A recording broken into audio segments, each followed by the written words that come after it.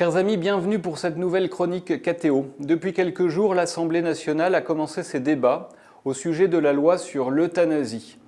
Pour vous le dire de manière très franche et très claire, j'ai été assez choqué que l'un des premiers votes se soit déroulé samedi dernier en début de soirée et que l'un des premiers articles un peu symboliques de cette loi ait été voté par 75 députés contre 41.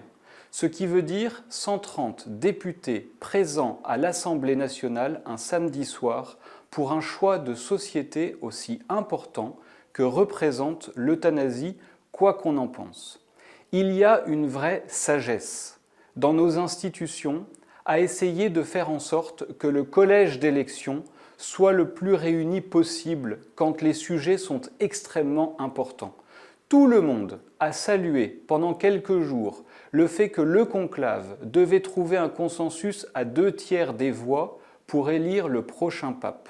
Pardonnez-moi de faire ce parallèle, mais quand nous avons de vrais choix de société, la présence des députés dans l'hémicycle ne peut pas se réduire simplement à une centaine de représentants de la nation un samedi soir. Les choix sont si cruciaux qu'ils méritent l'engagement des uns et des autres. C'est le premier lieu de mon indignation.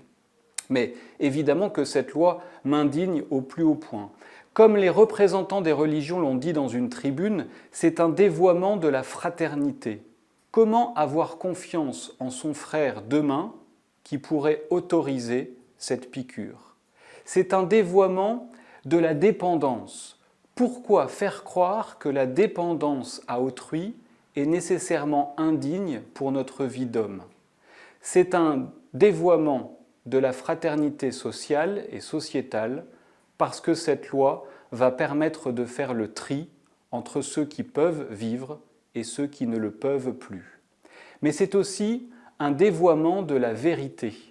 Les responsables religieux dans leur tribune l'ont bien dit, ce n'est pas une aide à mourir quand on injecte un produit létal qui tue. Nous dévoyons les mots, nous posons un mensonge, et cela conduit à l'anesthésie de la pensée et du débat politique. Je suis frappé de voir qu'en ce débat, combien nous sommes endormis pour les arguments à développer et les arguments pour contrer cette loi. Et puis c'est enfin un dévoiement de la vérité, parce que l'un des articles dit qu'une personne qui aura reçu cette aide à mourir sera légalement considérée comme décédée naturellement. Nous inscrivons le mensonge dans la loi française. Comment ensuite éduquer à la vérité des mots et à la vérité de nos vies quand le mensonge devient ainsi légalisé?